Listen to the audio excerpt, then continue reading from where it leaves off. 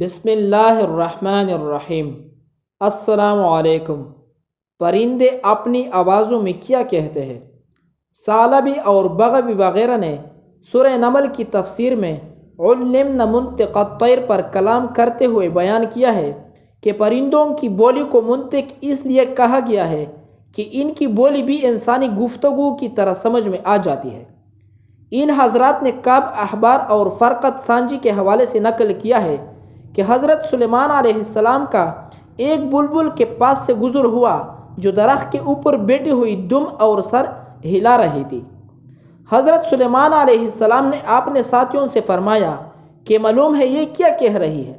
ساتھیوں نے عرض کیا اے اللہ کے نبی، ہمیں معلوم نہیں ہے۔ حضرت سلیمان علیہ السلام نے فرمایا کہ یہ کہہ رہی ہے کہ میں نے آدھی کھجور کھا لی، پس دنیا ہلاک ہونے والی ہے۔ پھر ہدہد کے پاس سے گزرے تو فرمایا کہ ہدہد کہہ رہا ہے کہ جب قضائے خداوندی نازل ہوتی ہے تو آنکھ اندھی ہو جاتی ہے۔ اور کعب کی ایک روایت کے مطابق ہدہد یہ کہتا ہے کہ جو رحم نہیں کرتا اس پر رحم نہیں کیا جائے گا۔ اور فختہ کہتی ہے کہ کاش یہ مخلوق پیدا نہ ہوتی، اور جب پیدا ہو گئی تو کاش مقصد تخلیق کو جان لیتی، اور اس نے مقصد تخلیق کو جان لیا تو کاش یہ مخلوق اپنی علم پر عمل کرتی۔ لٹورا یہ کہتا ہے میں اپنی عالیشان پروردگار کی زمین و آسمان پر تسبیح بیان کرتا ہوں۔ اور کیکڑا یہ کہتا ہے اے گناہگارو، اللہ تعالیٰ سے استغفار کرو۔ اور تیتوی یہ کہتا ہے ہر زندہ کو موت آتی ہے اور ہر نئی چیز پرانی ہو جائے گی۔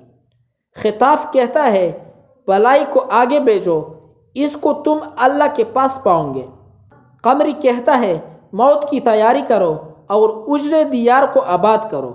مور کہتا ہے جیسا کرو گے ویسا پال پاؤ گے۔ کبوتری کہتی ہے پاک ہے میرا رب جو ہر زبان پر مذکور ہے۔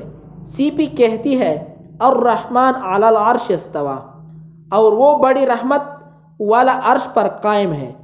عقاب کہتا ہے لوگوں سے دور رہنے میں راحت ہے یا لوگوں سے دور رہنے میں انس ہے۔